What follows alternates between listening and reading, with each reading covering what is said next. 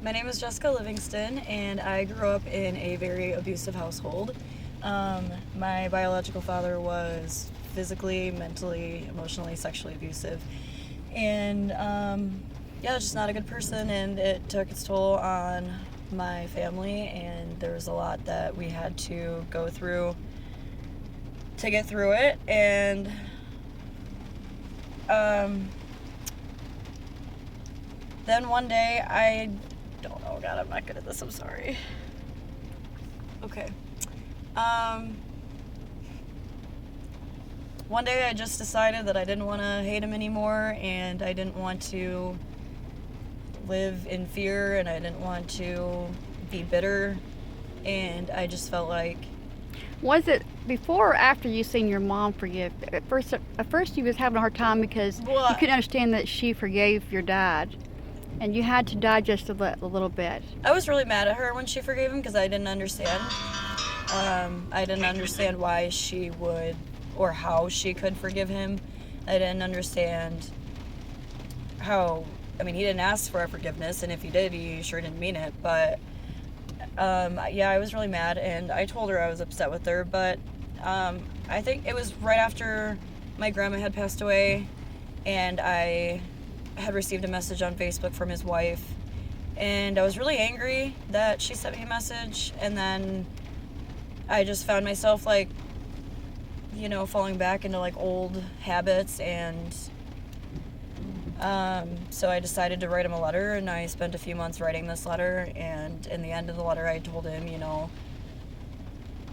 this is everything that you did, this is how it affected me, but I've forgiven you, and I want you to be happy, and I want you to, I don't want a relationship with you, but I do, you're my father.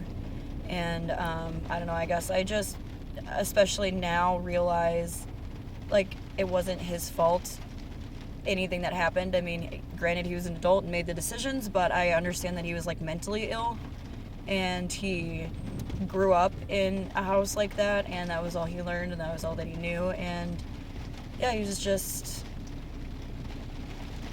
mentally ill and had a lot of mental problems, and that's why he did the things that he did, and that's why he is the way that he is, and it's not his fault. And if I blamed him for the things that he did because of his mental illness, then I'd be a hypocrite because of the things that I've done for my mental illness. So let's talk about how you feel now after you once forgiven him. What have you received after that?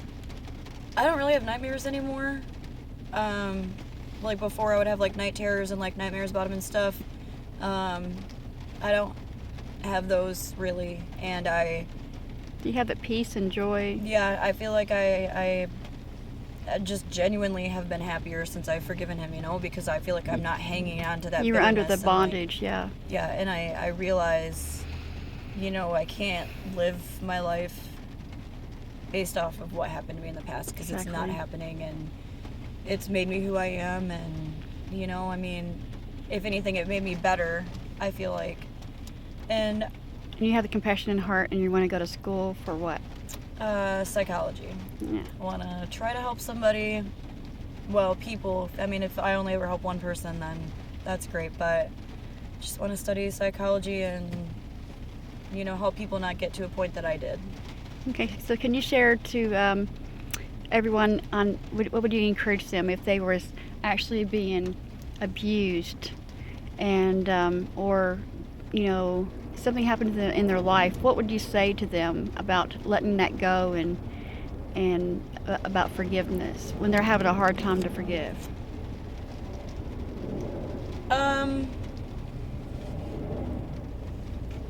Say somebody who's being abused, or like if someone was having a hard time struggling to forgive, what would you say to them? How would you help them?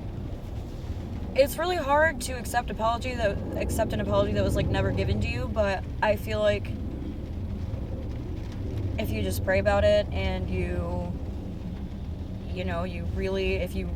I just don't think you can ever truly be happy or at peace until you let go, of all the bitterness and all the anger and all of the hatred and all of that. And It's true. forgiving them doesn't mean that you have to forget that it happened. Like, I forgave my dad, but it doesn't mean that I want a relationship with him or that I want him back in my life or that, that it didn't happen. Like, I just feel like in order to be a genuinely happy and peaceful person and to be able to help other people, that's just a step that you have to take to be able to move on with your life. Otherwise, you're going to be stuck there. And I mean, it's not to say that they always deserve forgiveness, but It's to help you. for yourself. So you won't be a prisoner. Yeah. That way you don't have to. And of course, like God says, if you don't forgive, then God's not going to forgive you. Yeah, exactly.